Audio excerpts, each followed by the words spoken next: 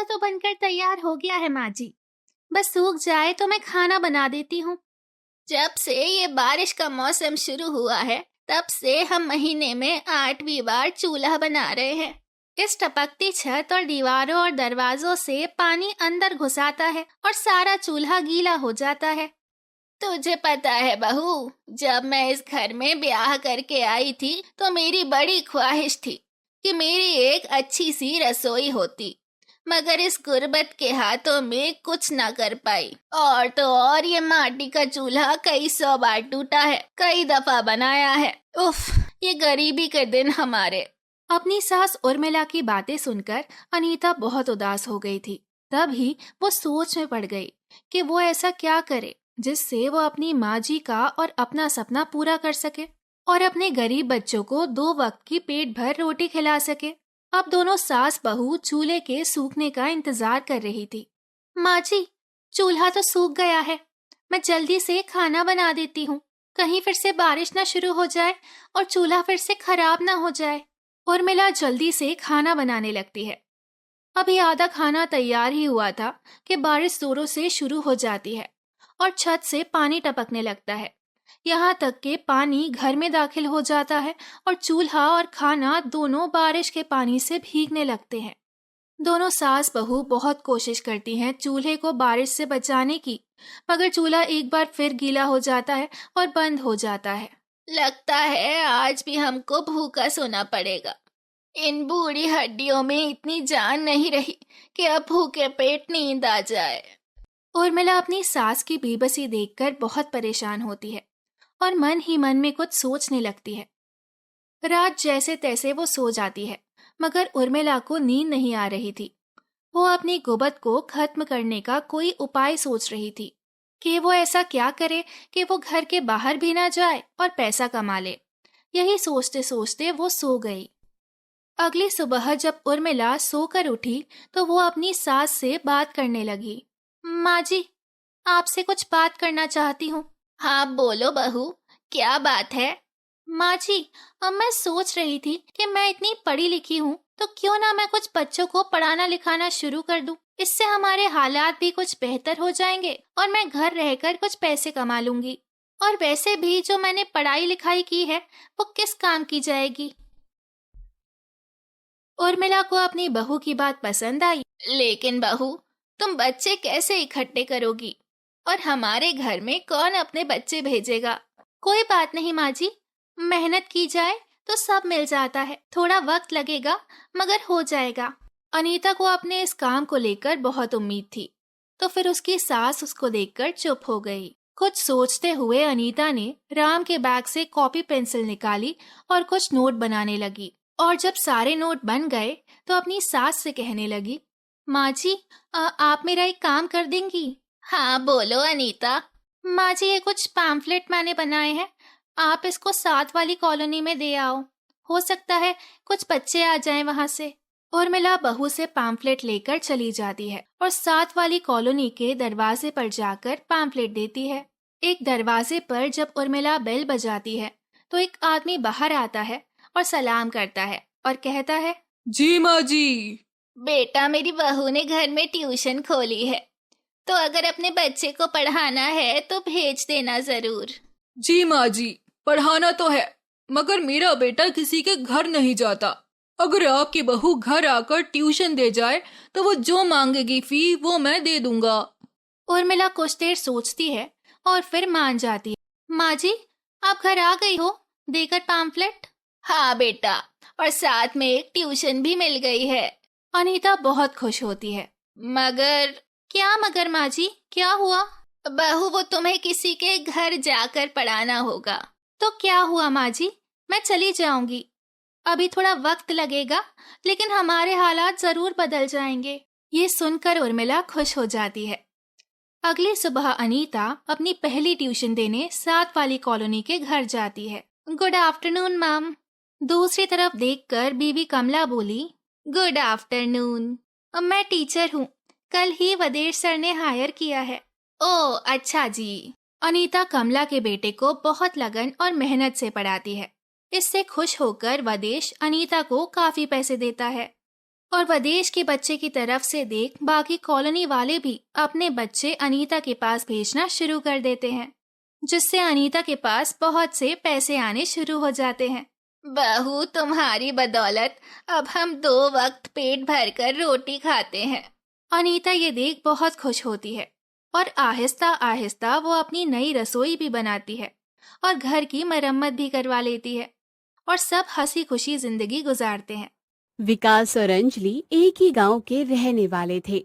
बचपन से साथ में खेलते खेलते उन्हें एक दूसरे से प्यार हो जाता है, लेकिन उन दोनों के प्यार से सारा गांव उनके खिलाफ था।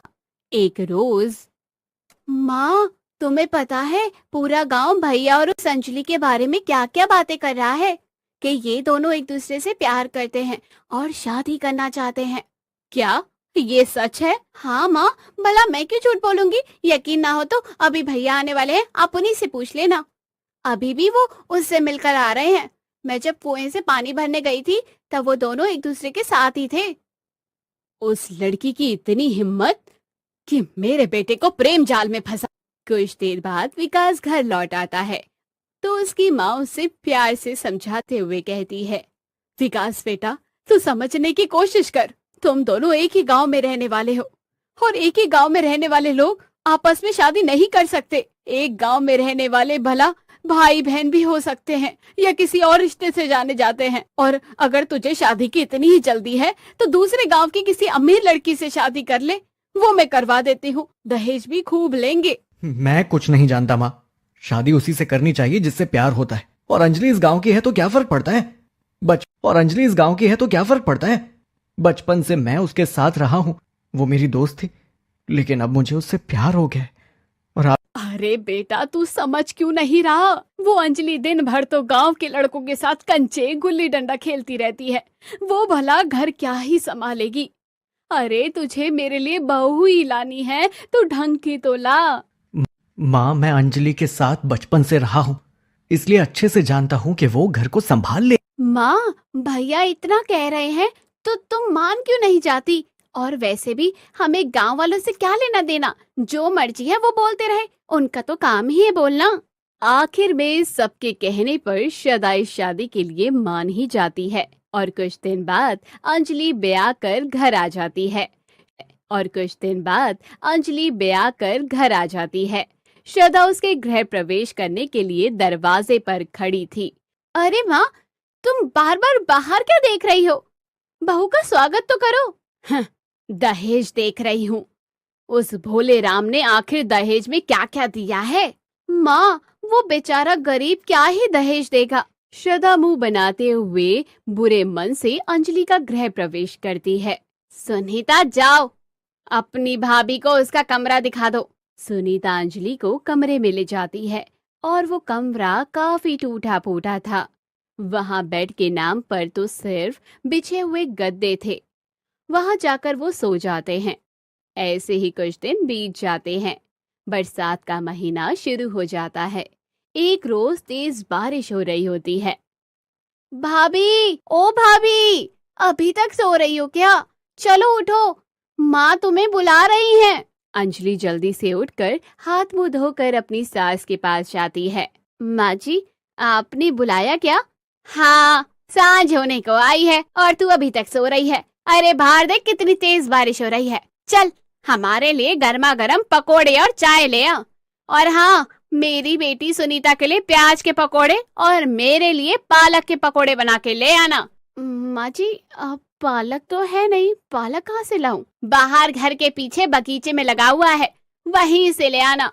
लेकिन माँ जी, बाहर तो बारिश हो रही है। हाँ, तो भीग जाएगी क्या तू बारिश में? जा जल्दी से पालक तोड़ कर ले आ और मेरे लिए पालक के पकोड़े बना। अंजलि भीगते हुए बाहर जाती है और पालक तोड़कर ले आती है, जिससे उसे छींकें आनी शुरू हो जाती है। फिर वो कच्ची रसोई में जाकर पकोड़े बनाने लगती है, लेकिन बाहर हो रही तेज बारिश के कारण ऊपर से रसोई की छत टपकने लगती है। अंजलि इस बारे में जाकर अपनी सास को बताती है। माँ जी, देखिए ना, रसोई की छत टपक रही है, जगह जगह पानी टपक रहा है। ऐसे में पकोड़े कैसे बनाऊंगी? अभी तुझे आए हुए कुछ दिन भी नहीं हुए, तेरे तो नखरे शुरू हो गए। ये सब तो काम ना करने के बहाने हैं। हाँ। इतने में सुनीता भी वहां आ जाती है। क्या हुआ माँ जी? मैंने तो पहले ही कहा था कि ये लड़की घर नहीं संभाल पाएगी, लेकिन विकास मेरी सुने तब ना। जाने इस कलमुही ने क्या ही जादू कर डाला है मेरे बेटे पर। लेकिन माँ जी, रसोई की मरम्मत तो करानी ही होगी ना। हाँ हाँ, तेरे बाप ने जो बड़े पैसे मुझे दिए हैं ना दहेज में, हाँ, मैं रसोई की मरम्मत भी करवाऊं और तुझे खाना भी खिलाऊं। जैसा हमारा घर है उसी में तुझे गुजारना पड़ेगा। बड़ा प्यार का खुमार चढ़ा था ना, अब भुगतो। और वैसे भी मेरा बेटा बड़ी मेहनत से सारा दिन काम करता है, तब जाकर पैसे कमा कर लाता है। उसके पास फालतू के पैसे नहीं है जो तेरी फरमाइश पूरी करता फिरे। बेचारी अंजलि जैसे तैसे उस पानी में भरे हुए रसोई में चाय पकोड़े बनाकर दे ही देती है। वाह रे गरीब बहू, पकोड़े तो तूने बड़े करारे बनाए हैं। मुझे तो लगा कि तू बस कंचे और गुल्ली डंडा ही खेलना जानती है। शाम को जब विकास घर आया तो अंजलि उसे सारी बातें बताती है। मुझे माफ करना अंजलि, आज मेरी वजह से तुम्हें ये सब झेलना पड़ रहा है, लेकिन मैं कुछ पैसे जोड़कर इस रसोई की मरम्मत करवा दूंगा। मैं जानती हूँ जी, आपके ऊपर सारे घर की जिम्मेदारी है, पर आप हम सबका पेट पालते हो, यही हमारे लिए काफी है। दरअसल विकास दूसरे गांव में एक किराने की दुकान पर काम करता था।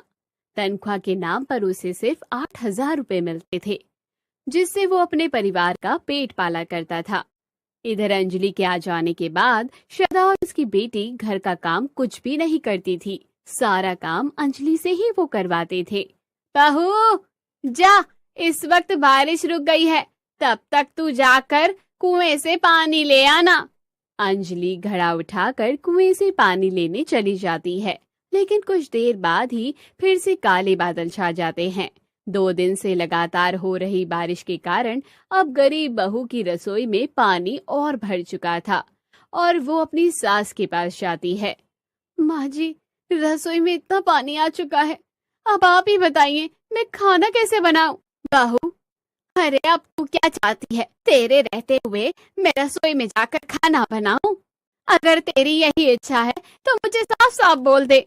माँ जी, ऐसी कोई बात नहीं है, रसोई में मैं खाना बना लूंगी। बेचारी गरीब बहू फिर से अपनी उस रसोई में चली जाती है, जहाँ तेज बारिश के कारण सारी रसोई में पानी भर गया था। अंजलि किसी तरह चूल्हे के पास पानी आने से तो बचा लेती है, लेकिन वहाँ लगातार 2 घंटे तक उस पानी में बैठकर खाना बनाने से उसको सर्दी लग जाती है। वही पानी में पनप रहे गंदे मच्छरों ने उसे बुरी तरह से काट लिया था। फिर वो सबके लिए खाना बनाकर कमरे में ले आती है तो अरे क्या हुआ बहू को बेटा? इसे जल्दी से अस्पताल ले चलो। विकास जल्दी से अंजलि को नजदीक के हॉस्पिटल ले जाता है। आपकी बीवी को सर्दी की वजह से और मच्छर के काटने से मलेरिया हो गया, इनको अस्पताल में भर्ती करना होगा। अरे इस रसोई में तो मेरे बस की नहीं है खाना बनाना, कितने गंदे मच्छर हैं, शायद इसी के कारण बहू बीमार पड़ी है। नहीं नहीं, मुझे जल्दी ही रसोई की मरम्मत करवानी होगी। अगर समय रहते ही उसकी सुन ली होती तो आज बहू की ये हालत ना हुई होती। श्रद्धा को अपनी गलती का एहसास हो जाता है। अरे इस रसोई में तो मेरे बस की नहीं है खाना बनाना, कितने गंदे मच्छर हैं, शायद इसी के कारण बहू बीमार पड़ी है। नहीं नहीं, मुझे जल्दी ही रसोई की मरम्मत करवानी होगी। अगर समय रहते ही उसकी सुन ली होती तो आज बहू की ये हालत ना हुई होती।